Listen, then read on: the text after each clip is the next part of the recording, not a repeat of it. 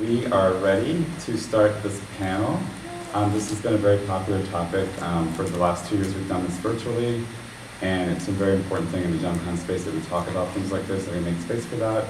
Gem is a place that has brought us together, and it's a place that has representation, and a place where we feel it's important to talk about things that are not only fun and glamorous, but also things that are real, and help each other work through these things as well. So with that, I want to turn it over to Raven, and we'll get started.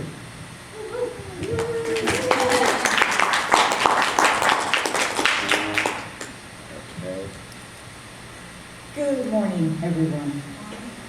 Thank you so much for joining me here in the room and on our virtual audience. Thank you also for being here for this discussion. As John Henry said, it is very, very important that we talk about these things. And I am grateful to the openness at JemCon that provides a space for this type of very, very necessary discussion. And if you're able to see this, record, sorry. Okay, we're about to record right now. So. Sorry. And if you're able Recording in progress. If you're able to see the screen here, I'm going to be sharing a number of things, but I'm not going to be the only one sharing, as this has to be a multifaceted, multi-inclusive discussion in order for any impact to really be made. So this morning you'll be hearing from myself, you'll be hearing from Christine Santos-Devin regarding stopping Asian hate, and our fearless producer, John Henry Watson, will be speaking with us again, also in closing. What I'd like to begin with is the verdict. We cannot be in Minnesota without feeling the weight of what happened regarding the murder of George Floyd. There were people who were saying that the verdict, let me back up and cover that. As we were talking, we know that Derek Chauvin was convicted and is currently in jail for the murder of George Floyd. That deserves a round of applause. I'm telling you,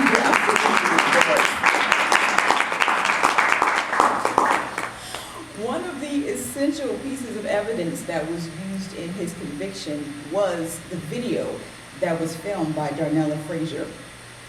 And people were saying that the video was the reason that Derek Chauvin was convicted. And we covered last year that that statement has some truth and some falsehood at the same time.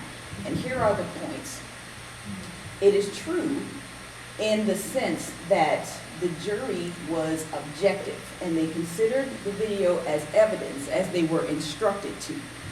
The reason that this video is so important is that it stopped the Minneapolis Police Department from claiming that George Floyd's death was a medical incident that he experienced while in custody. With that video capturing Derek Chauvin's handling of the situation, the Minneapolis police could not say that it was just a medical incident. There was proof that there were some things that were done incorrectly. And that's the reason that that video is important. What Derek Chauvin's defense is trying to assert was that the video evoked the swell of the Black Lives Matter movement, and he was only convicted because of the public popular opinion, and that the conviction wasn't necessarily a matter of legal incidents, but only because everybody in the world was talking about it. That's why he was convicted, which is a complete falsehood. So we covered the idea that the importance of the video was that it stopped the Minneapolis Police Department from declaring that George Floyd's death was a medical incident. There's no way they could cover up what had happened.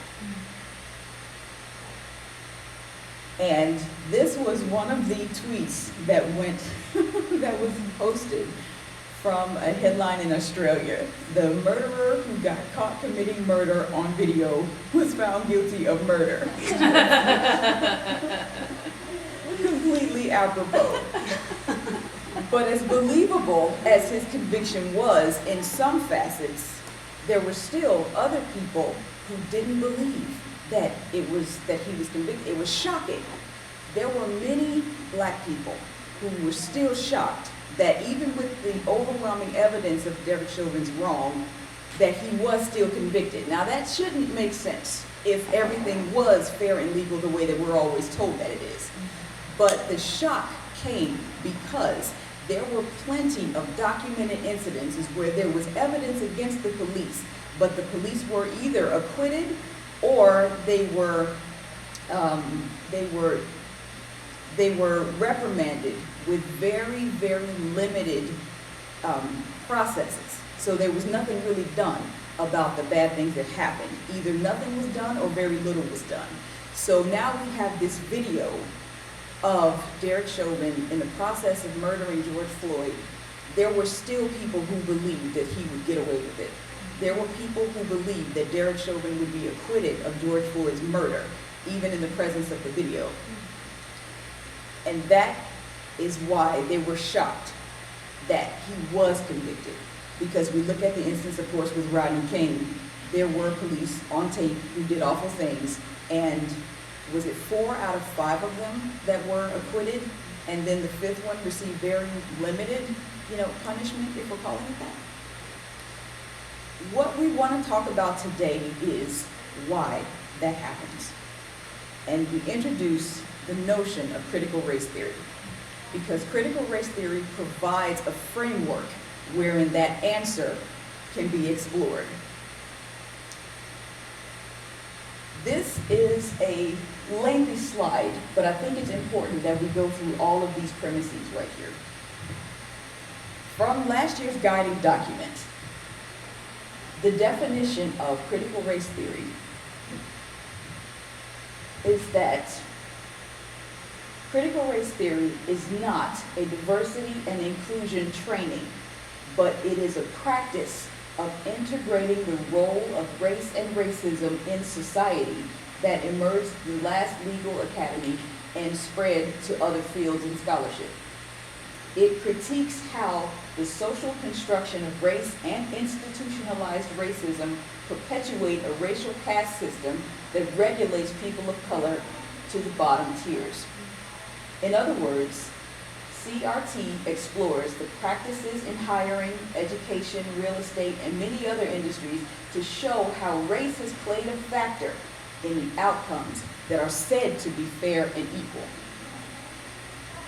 For example, society has accepted that resumes of men of color can be targeted or discarded due to their names, which are often seen before any other qualifications.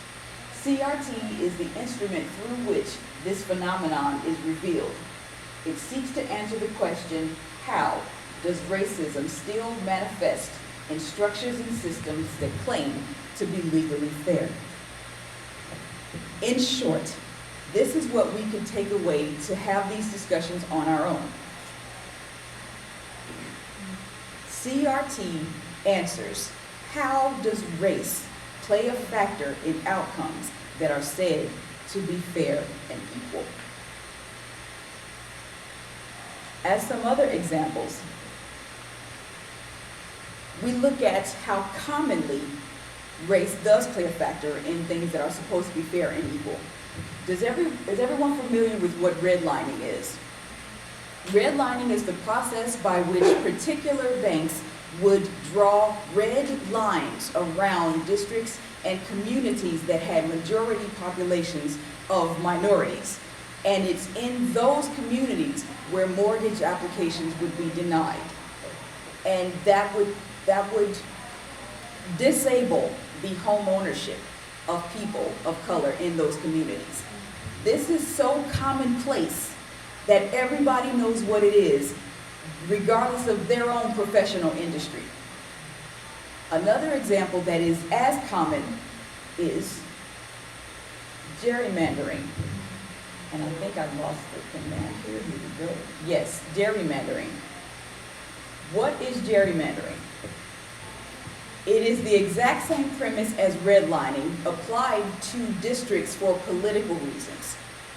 Every so often, political districts are redrawn, the borders of those districts are redrawn to minimize the impact of the voting minority in those areas.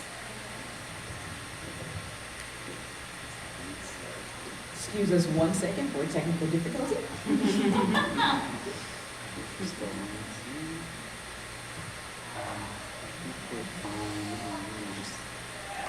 Okay. Yeah, let me just get this going, sorry. It seems to be still going online, so you can keep talking and I'll fix this. Okay. But gerrymandering is another example of a CRT exploit premise that gets to the issue of how race still impacts outcomes that are supposed to be fair and legal. Everyone is supposed to be able to vote, but if the power of that vote is minimized by strategic action, then race is a factor when it doesn't look like it is on the surface. With redlining, everyone is supposed to be able to buy a home if they can financially qualify for it. But when the financial qualifications are limited and restricted because of that person's race, then race has absolutely played a factor, even though the outcomes are supposed to be fair and legal. While we're working on this, I'll just continue here. The next point was real estate appraisers. There have been so many instances of when a black person was trying to sell their homes that their appraisal value would be significantly lower than it would be if someone white appeared to be the owner of that home. I know friends personally that their appraisers have told them, if you want to sell your house, take down any black art, take down any of your family pictures, take down anything that indicates that the owner of this home is black. Because there will be people who will walk in, see that picture, and walk out.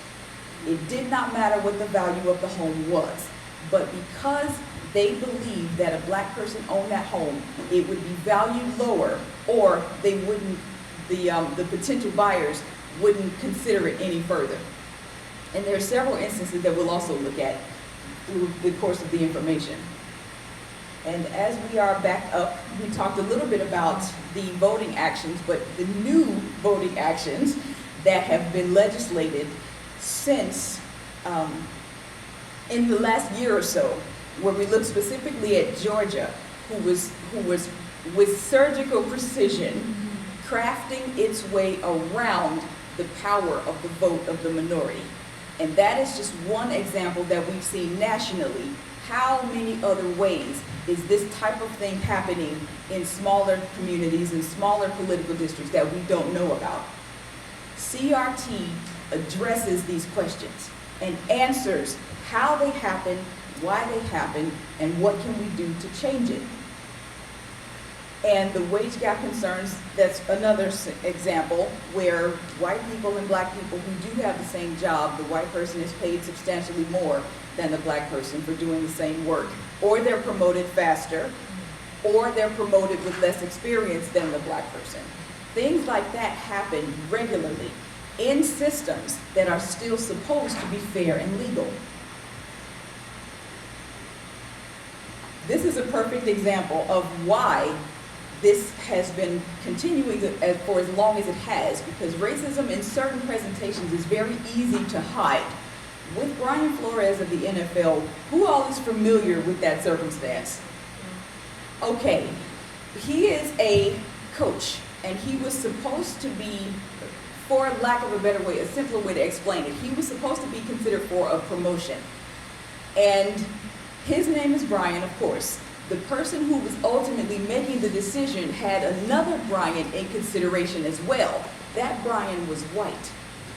Brian Flores got the text from the person who was going to make the decision. Your interview is tomorrow. Congratulations on the job, pretty much. So this shows us that Brian Flores was the black candidate who was going to be interviewed, but the job had already been unofficially promised to somebody white. The only way we knew about that is that Roger Goodell is the NFL chief. I don't know his exact title, and I'm not sure if he was the one who sent the text, but the text that went to the white person who was supposed to get the job went to the black person who was also interviewing for it. And that's how we saw that this is one instance of racism that goes on in the NFL. This interview process was supposed to be fair and legal. They were supposed to make sure that they interviewed black candidates, and they had a black candidate they were going to interview, but apparently all of that was just for show because the job had been promised to somebody white. Critical race theory addresses these issues, and we talked about black sounding names. This blue box here is very important. Factually, there is a difference between race and ethnicity. But for this discussion, most uses of the word race include ethnic considerations. Now, what that means in short is this. Many people think that race and ethnicity are the same. They are not. Your ethnicity is your biological lineage. I'm trying to say your genealogy, but it's your biological lineage. If you are African American, that is an ethnicity. If you are European American, that is an ethnicity. African American blood can save a European American life in a hospital trauma situation. In that way, all people are equal. We understand this. Race is a social caste system that presents a hierarchy for the ethnicities, and that is the difference. As we were saying, for this discussion, the word race will include ethnic considerations, but there is a factual difference. These are examples of how CRT is prevalent. We talked about the home ownership situation where a black person wanted to sell a house and they got it appraised for a much lower amount when the appraiser thought that the owner was black, and then they asked one of their white friends to pretend like they owned the house, and then it was appraised for almost 20 to 23% more than what it was when they thought that a black person owned it. And this is just some other examples. Kyle Rittenhouse will be branded as a sole gunman by himself, but if he had been black, brandishing a gun in the condition that he was, the entire Black Lives Matter movement would have been branded as criminals, thugs, whatever bad thing that would be said about it, while he stands alone as the person that is responsible for these actions. Critical race theory addresses why these things happen. And I'm trying to move through here. The point that I want to really articulate at this time is that racism is not a happenstance of factors. It is a very deliberate set of actions for a prescribed outcome. The redlining is deliberate to prevent black homeownership. The gerrymandering is deliberate to prevent the political power in certain districts and the authority of the vote in those areas. And some examples of what we can look at are how this is deliberate. The documentary, The 13th, follows how the 13th Amendment, there's a clause in the 13th Amendment that says slavery is abolished except as punishment for a crime. That's in the 13th Amendment, and that clause has been exploited to create circumstances that make black people criminals under circumstances that would not criminalize somebody white.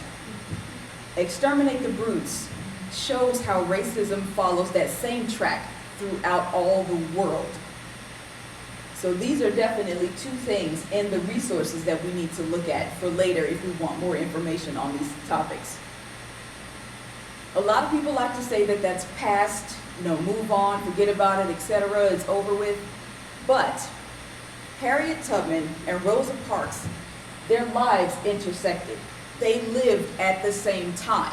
So it wasn't as far long ago as people like to distance themselves from it to absolve themselves from the responsibility of doing anything. Rosa Parks just died in 2005.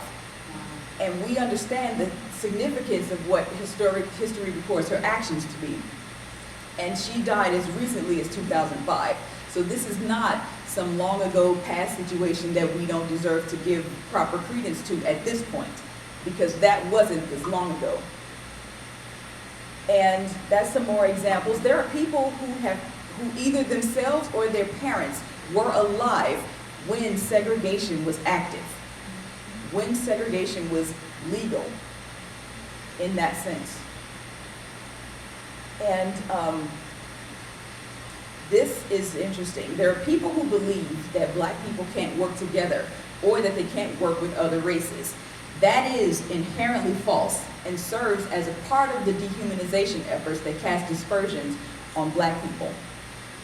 Everybody's heard about Black Wall Street.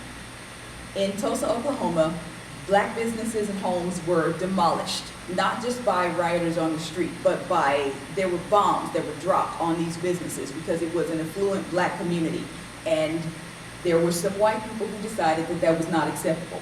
And this black community was destroyed. We also know about Rosewood, Florida, where it was a black community that was thriving and growing and building.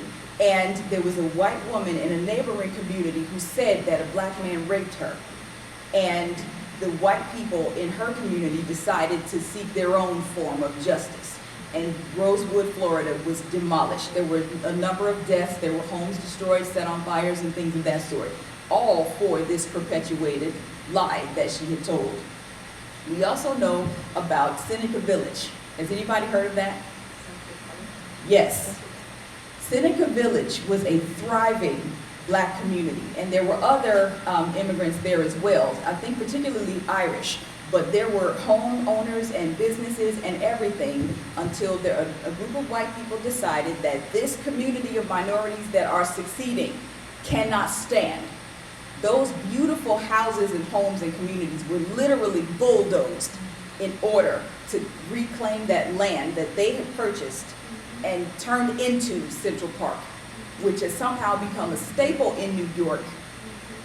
And nobody really asks what was on this land before it was Central Park. Seneca Village was there. So the idea that black people cannot work together is false. They can. Normally when we do, our efforts are thwarted by those who would prefer that we don't. These we might have heard about, but what about these massacres?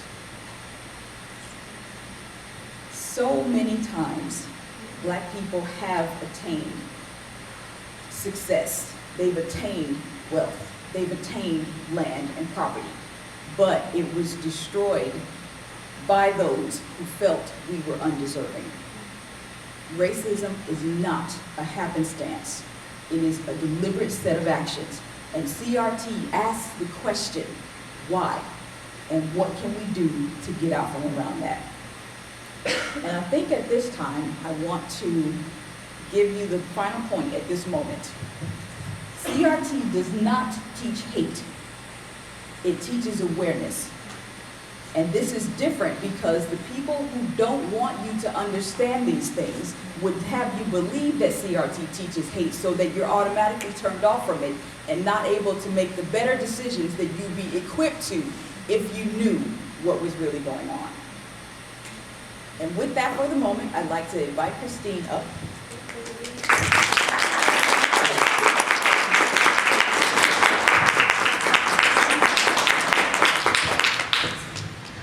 Good morning. Can we give Raven another hand?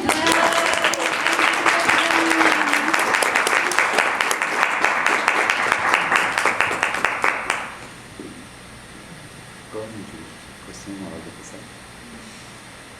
Hi, just bear with us. Put up some more slides.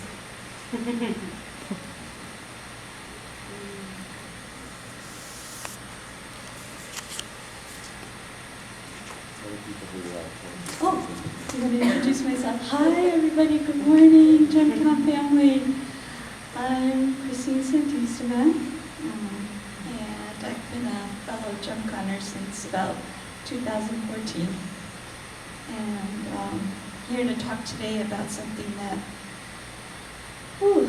pretty hit very close to home, and I'll share a little bit more about that.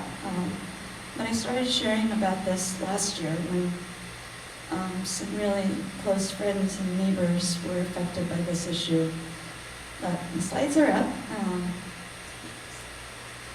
And we're going to talk today about stopping Asian hate. We're still having to talk about this still.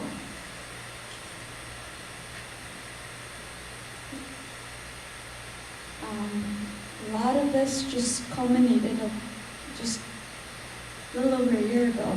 I'd just like to take a moment to honor folks that were killed in Atlanta, the Atlanta spall shooting on March the 16th. Just take a moment. I'm going to read their names and we can honor them. Delana Ashley Young, Xiao Zhe Tang, Dao Yu Feng, Paul Andre Nichols, Gracias R. Hernandez Ortiz, Hyun Young Ram, Sun Chung Park, Sun Chai Kim, Young Ai Hugh.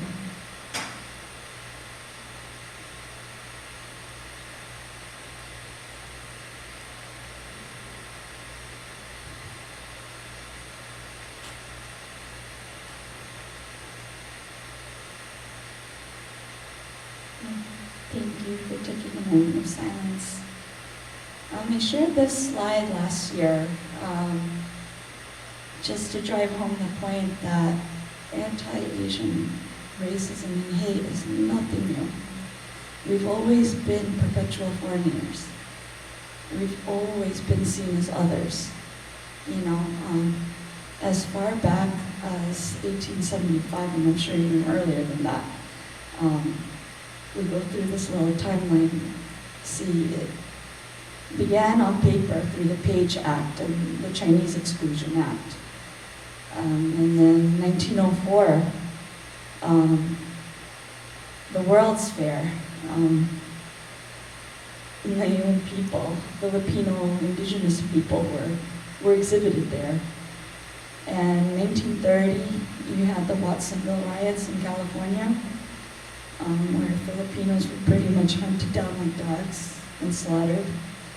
And then moving along to 1942, around the World War II, Japanese Americans were interned and placed into internment camps. So again, this is not too far in the distant past.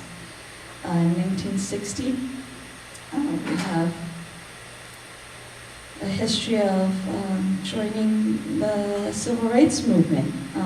You see the photo of Martin Luther King wearing some lace. It was no accident. Dana Gita was moved by a lot of these movements and wanted to share in their support and made sure and hand-delivered like as many lays as they could from Hawaii. And only in the 1980s, under Reagan, was there actually a hearing to discuss and review the Japanese internment. And 2001, 9/11 happened, and shortly after that, Sikh Americans and South Asians were targeted. And then 2020, the pandemic hit, and what we call it, the Chinese virus, then started spreading like wildfire and just gave permission to perpetuate hate.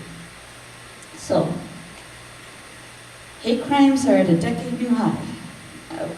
African Americans are still by far the largest victims of hate crimes, but Asian Americans are right there behind, and the numbers have just gone up. So of course the numbers are extremely high in all the major cities: New York, LA, Seattle, Boston, San Jose, Dallas. Still goes on. Anti-Asian hate crimes still jump up in numbers, although numbers are suggesting that overall rates are dropping. And last year, these are the friends I had shared about, and I just wanted to give an update. So my friend Noel Quintana, he was slashed in the New York subway on his way to work. And he's still looking for justice over a year. Not much justice there yet. And a friend and registered nurse, Poetry Manasranka, also was attacked in the subway for handing out masks to people that looked like they could need it. She's now been appointed by Mayor Eric Adams to a hate crimes task force as a community advisor.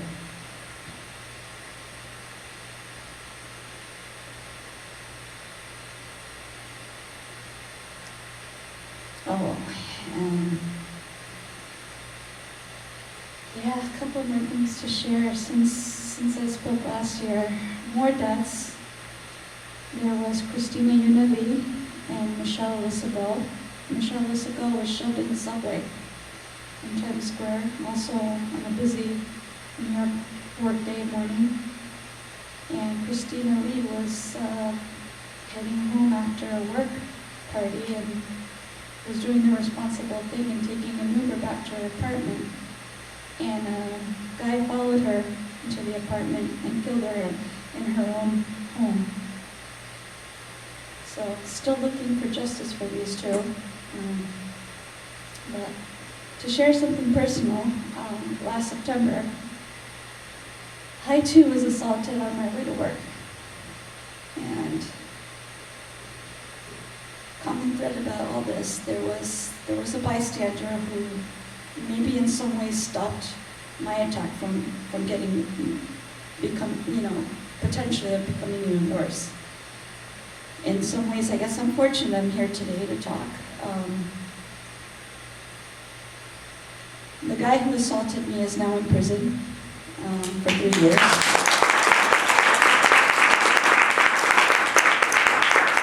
So there is some justice there. He's not prosecuted as a hate crime, unfortunately, but he is in jail.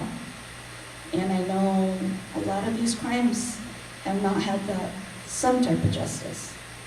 So the fight continues. But I will say, I'm still standing. I have been doing karate since all of that happened.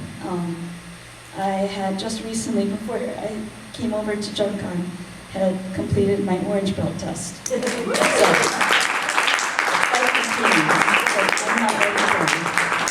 And I'm here to let people know that we're not backing down either. And we are standing.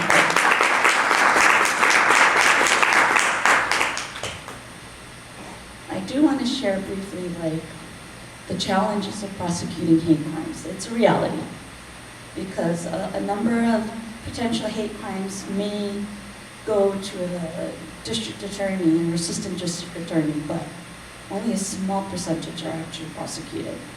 And why? Why is that? Without solid evidence of hate speech to indicate a perpetrator's motivation, seemingly random attacks against people from marginalized communities may instead be pursued as traditional criminal offenses, creating a problem with combating hate crimes. And that's the reality, unfortunately. Unless we can come together and look at different ways to really examine what's going on. Language barrier. I know amongst a lot of various Asian Americans, they may not be reporting because English may not still be their first language, and they're afraid of reporting crimes to the police. Very suspicious and don't trust anything will happen, rightly so. And hence attacks are underreported. And still we face lack of funding for hate crime investigators. So there's not much incentive for really looking down into prosecuting hate crimes. There's still a long road towards justice. I will not forget folks like Vincent Chin, who was attacked in the 80s. We just recently celebrated the 40th anniversary. Just in Detroit, they had a remembrance and rededication to not forget and to remember that he too was a victim of hate against Asians at a time when they were trying to blame Japanese for stealing jobs in the auto industry. And folks like Angelo Quinto, who died back in December 26, 2020. Like George Floyd, he was killed while in police custody. The police were called He was having a mental health crisis, and they put him, restrained him in a prone position. And only recently did Governor Newsom sign AB 490, a law to prevent police and prohibiting police from using prone restraints. So, in some ways, at least something is moving forward. And to continue where Laban left off with critical race theory, well, where does Asian American history fall in? And it's important. We share our common history, her story, and we need it. We need it to be part of something normal in our education so that we are not seen as others and we don't otherize others that might be different. So thank God states like Connecticut, New Jersey, Illinois have begun taking steps to make it normal in public education. So we need this to be universal. You know, we need other voices to be not other, but part of a common humanity. So keep fighting for us.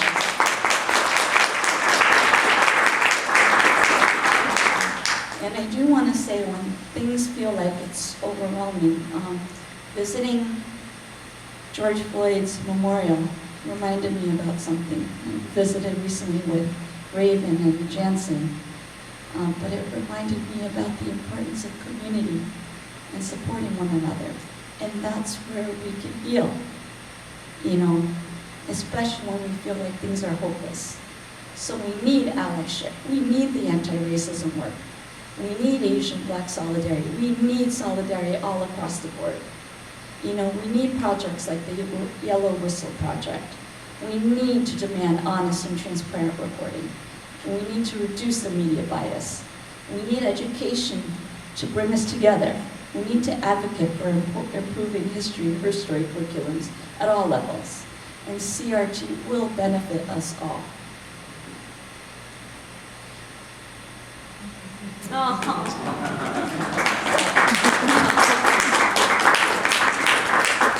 said, I just want folks to know that only us coming together, you know, we can't do this alone. We really need to come together as a community, you know, and even when things seem so dark, we can light the world for one another by just being each and every one of us, that we exist. We all have a gift. We have power. Use it. You know, why? Because doing the right thing makes you a superstar.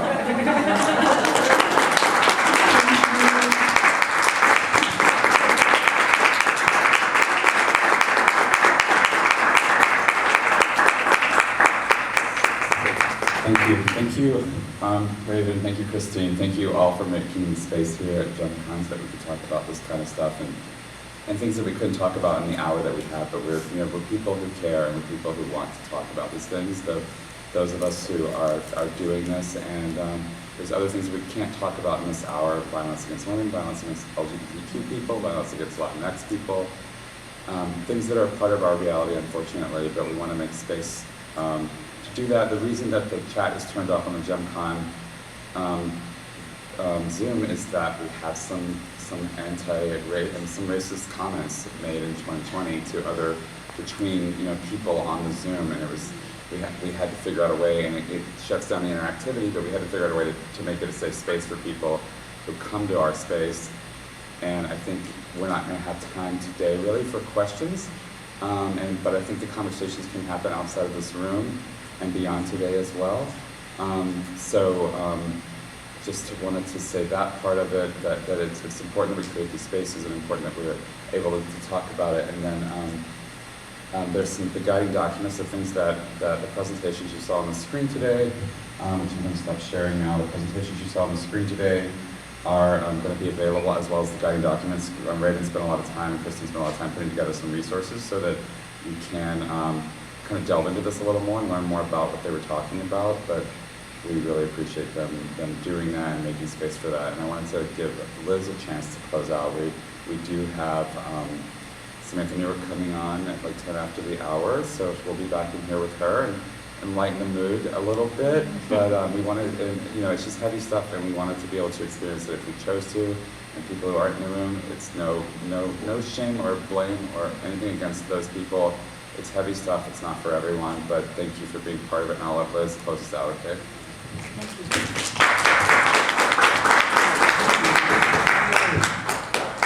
So,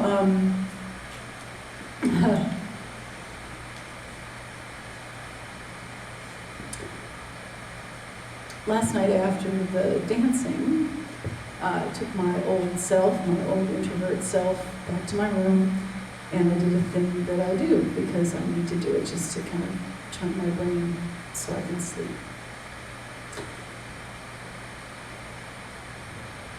And the thing that I watched was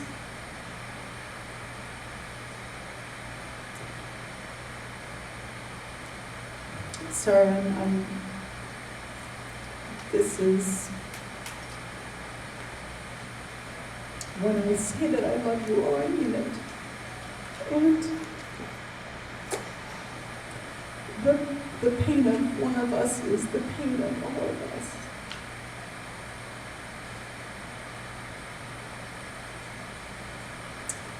Anyway, there is a fantastic film which I have not seen yet, but I need to see, which is called Everything, Everywhere, All at Once.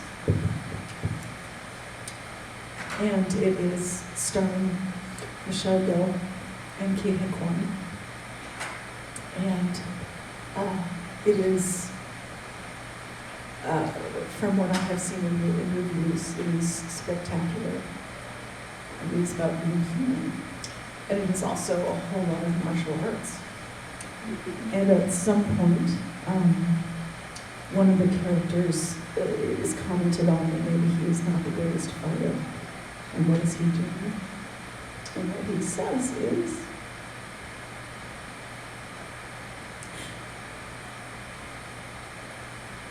kindness is how I fight. And that might not sound like a lot, and that might not sound like enough. But it is something within reach of all of us. It can take many forms. One of the things that I think is most important, and which really Christine and John and Damon last year and the year before were also part of the discussion, is becoming informed. And so here's some things, there's Miranda. Here's some things that I wanted to just mention, some facts about Minneapolis that I became informed of through various ways. We talked about redlining.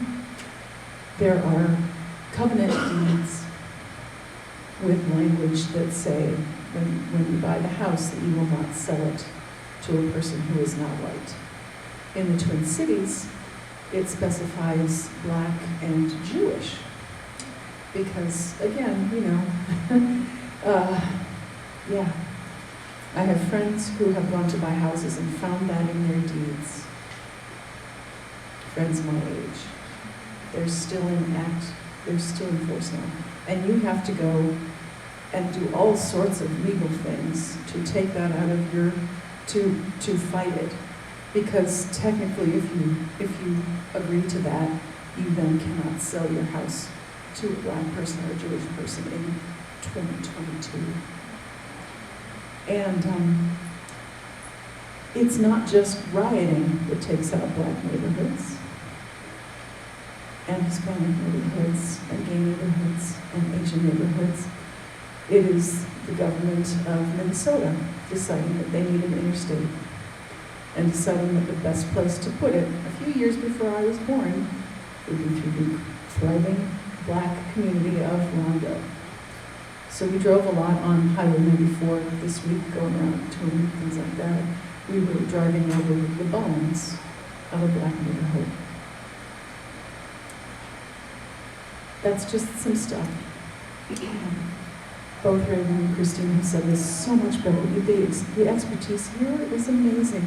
The work that they have done, and I'm just taking up your time with my crying, but seriously, go to the garden docs, look into your community, and look around the people in this room, and find someone different from you, and ask them how it's going, and ask them what their life is like. And again, I thank you both so much. And I thank you all for putting up with me just being good with us. And yeah, so have we any other closing thoughts? Just as one final thought, on the point of CRT, there are people who say a child, particularly a white child, should not be taught that they are inherently superior, and a black child should not be taught that they are inherently inferior. That is true. That is one of the reasons that they oppose the teaching of CRT. And people say that little white children should not be taught that their ancestors were slave owners and that they perpetuate this system, and teaching CRT would do that. The answer to that issue would be, there are also white allies and white abolitionists in those stories that those little white children can look up to and model themselves after to make the difference.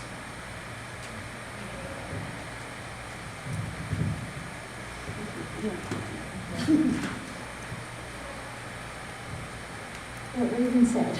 I think, again, it's just acknowledging our own humanity. It's as simple as that. That we don't say that anyone is particularly more superior or inferior. We are all equal. We all are born with inherent dignity. We all have a precious humanity. And we all deserve, each and every one of us deserve to have that respected and acknowledged. It's as simple as that.